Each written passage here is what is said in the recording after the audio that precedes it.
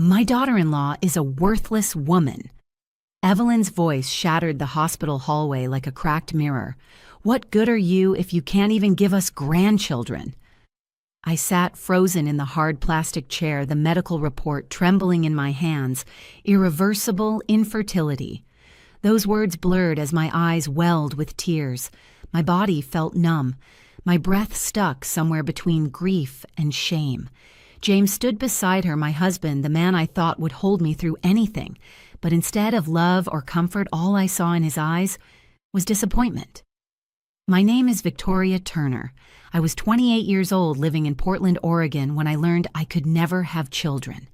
Polycystic ovary syndrome. Too far gone. Too late. We spent a fortune on your treatments. James muttered like I was an investment that had failed. He didn't even look at me. Evelyn's words cut deeper than any scalpel. I told him to marry someone better, someone who could actually do her duty as a wife. I had loved James since college. I gave up my life to become what they wanted. I worked part-time at a vet clinic, cooked their meals, cleaned their pristine home, endured Evelyn's constant barbs with a smile that grew heavier each year. Maybe we should consider adoption, I whispered. Evelyn laughed. Cold, cruel, adoption. You think we want some stranger's mistake in our family? The whole point is the bloodline. And then James said the sentence that would end our marriage. My mother's right, Victoria. This changes everything. Everything I'd sacrificed. Every Sunday roast. Every holiday I arranged. Every ounce of myself I gave to their name, suddenly worthless. I wasn't a wife.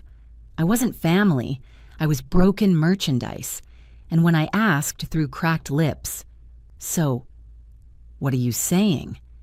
Evelyn leaned in, smug and satisfied. You better start thinking about what you offer this family now, because right now, you're just taking up space. We walked out of that hospital in silence, but deep inside me, something had shifted. A voice I hadn't heard in years whispered, "They think they've won. They have no idea who you really are." But the real betrayal was still coming. The car ride home was silent. James's knuckles gripped the steering wheel like he was bracing for an impact that had already happened. Evelyn muttered under her breath about defective women and wasted time. I sat in the back seat like a child being driven home after a bad report card. But this wasn't a school. This was my life unraveling. As soon as we got home, Evelyn called James's father, Henry, to share the tragic news. I could hear her from the kitchen how she painted me as some deceiver who lured their poor son into marriage without ever mentioning my damaged body. She probably knew something was wrong before the wedding, she said. Some women just trap men like this. I sat there clutching the doctor's report like it was a death certificate. My marriage, my place in their family, dead.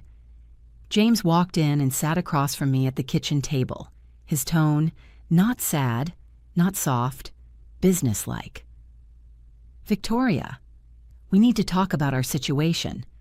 I tried to reason, tried to salvage something. We could explore IVF donor eggs adoption. No, he said, cutting me off like I was a client asking for an impossible refund. "My mother and I have discussed this. We think it's best if you move out." That's when it hit me. He wasn't just breaking up with me, he was evicting me. "This is our home," I protested. "No," he corrected, "it's my family's home. You were part of that because you were supposed to give us a future, a real one. You didn't. So, why stay married?" I was stunned. All I could do was whisper. "You want a divorce, I want you gone," he said. "Take whatever personal items you brought, but the house, the car, they stay." Evelyn stood in the doorway like a villain finishing the final act. "We've been more than generous. We gave you a home, paid for your treatments, and what did we get in return? Nothing." I wanted to scream, to break something, but all I did was nod. They gave me until the next evening to leave. I had no family. My parents died in a car crash when I was 19. James and Evelyn had been my everything, or so I thought. That night, I booked a motel by the airport. The wallpaper was peeling and the sheets smelled like bleach and regret. I lay there staring at the ceiling, repeating the same question over and over. How did I let it get this far? The next morning, I returned to pack. Evelyn hovered like a vulture, making sure I didn't steal anything that belonged to the family. Wedding gifts claimed, dishes from my late mother. "We've grown fond of it," she said with a smirk. I didn't fight her. I didn't have the strength. I took my clothes, my laptop, and my mother's ring, hidden in a jewelry box they hadn't noticed. As I dragged my suitcase to the waiting cab, Evelyn delivered her final blow. "You were always too needy. James deserves someone with breeding, not a sad little orphan who was never good enough." Her words could have destroyed me. Instead, they liberated me. For the first time in years, I was free from their grip. No more fake Sunday dinners, no more comments about my body or womb, no more pretending. I was done being their broken toy. And what they didn't realize was I had just started rebuilding. I spent that first week sleeping in motels, my dignity tucked inside a thrifted suitcase. I had $67 in checking, $800 in a savings account James didn't know about, and 0 people to call. But I had one thing Evelyn and James never expected: grit. On Monday, I called in sick to the veterinary clinic. Dr. Martinez, my boss, was kind, but I kept things vague. I wasn't ready to say, "Hey, my in-laws threw me out because my uterus didn't come with a receipt." When I showed up that Friday to beg for more hours, Dr. Martinez surprised me. "Victoria, we've been thinking of launching a mobile clinic, house calls for elderly clients. You'd be perfect to lead it." It wasn't just a promotion, it was a lifeline. I threw myself into it. Built roots, made connections, ran reports. My old self, the one who had died in that hospital hallway, was coming back stronger, sharper, smarter. I found a tiny studio apartment with cracked tiles and a view of a brick wall, but it was mine. I filled it with plants and peace and silence. No Evelyn, no judgment, just me. I was still healing, still mourning the life I thought I'd have. But for the first time in years, I felt possible. Then the phone rang. Unknown number, Seattle area code. "Is this Victoria Turner?" "Yes." "My name is David Morrison. I'm a private investigator hired to locate you about a matter of inheritance." I laughed. "I think you've got the wrong girl. I don't have any living relatives. You were born Victoria Lynn Turner, March 15th. Parents Robert and Helen Turner." "Yes." "But, Miss Turner, your father had an older brother, William. They had a falling out in their 20s. He passed away recently and left his entire estate to his only living relative." I sat down on the floor. "You mean me?" "Yes, ma'am." William Turner was a tech entrepreneur, sold his company 3 years ago for $47 million. You are now the sole heir to approximately $52 million plus properties in Seattle and Vancouver. I dropped the phone. It wasn't a scam. David met me the next day with an attorney and a manila folder thicker than Evelyn's ego. Inside proof. And a letter from Uncle William. "I searched for you for years after your parents died. I saw your wedding photos online, saw your name change. I tried to reach out, but your in-laws made it hard to find you. I wanted you to know you're not alone. You've never been alone." I cried the way I hadn't allowed myself to, since the day James looked me in the eyes and told me I was a waste. William hadn't just left me money, he left me dignity, a reset button, freedom. It took 3 months for the inheritance to go through. I didn't tell anyone. I kept working. Kept living in my shoebox apartment. But inside, I was building. The day the funds cleared, I was no longer just Victoria Turner, the infertile ex-wife. I was Victoria Turner, the woman who had the power to remake everything. The first thing I did, I bought a home. Not a mansion, not some showy revenge palace. Just a gorgeous modern house in Portland's Pearl District. Glass walls, natural light, clean lines. It whispered elegance. It said, "I don't need to prove anything to anyone." The second thing, I honored what saved me animals. Using $2 million from my inheritance, I launched the Turner Foundation for Animal Welfare. Free veterinary care for low-income families, grants to no-kill shelters, emergency response vans, everything I wished had existed when I was struggling.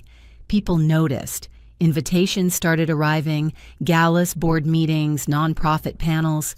I sat at long tables next to people who respected me not for my name or womb, but for my vision. That's where I met Alexander Kane, tall, sharp-minded, and annoyingly gentle. He ran a green energy startup and volunteered on animal rights boards. When he asked me to dinner, I said yes before I could remember to be afraid. Weeks later, sipping coffee at a local spot, I told him the truth. Not the polished PR version, the raw one, the infertility, the exile, Evelyn, James, the nights in motels, the casserole dish, the broken woman I used to be. He didn't flinch. They threw away someone extraordinary, he said. Their loss gave the world back the real you. That was the night I stopped surviving. That was the night I began living. 6 months later, Alexander proposed at his mountain cabin. No flash, no cameras, just the scent of pine and firewood and his voice saying, "I want a life with you, however it looks, wherever it takes us. You're not broken, Victoria. You're perfect." We married quietly under a canopy of fir trees, just friends. No Evelyn, no judgment. And when we shared our dreams, adoption came first. 2 children, siblings, forgotten by the system like I had once been forgotten by family. We filed the paperwork immediately. But before our new family was complete, there was one thing left for me to do. Something that had burned in my chest for 3 years. Show James and Evelyn what I had become. Not with rage, with poise, with power. With proof that everything they threw away had grown into something they could never touch again. 2 years into our marriage, we got the call. Our adoption had been approved. Twin 4-year-olds Grace and Michael, siblings, fragile, curious, full of questions. When we brought them home, they clung to us like we were gravity. Watching Alexander arrange Grace's stuffed animals, reading Michael his first bedtime story. That's when I understood this was real family, not blood, not legacy, not control, love. Around the same time, the whispers started. David Morrison. My private investigator turned close friend dropped the first bombshell over lunch. The Wilson dealerships are under investigation. Odometer fraud forged service records. It's bad. I didn't gloat. Not at first. But then he said something that stopped my breath. It's been going on for years, Victoria. Likely even during your marriage, meaning the money they used for your treatments. Stolen. I sat back stunned.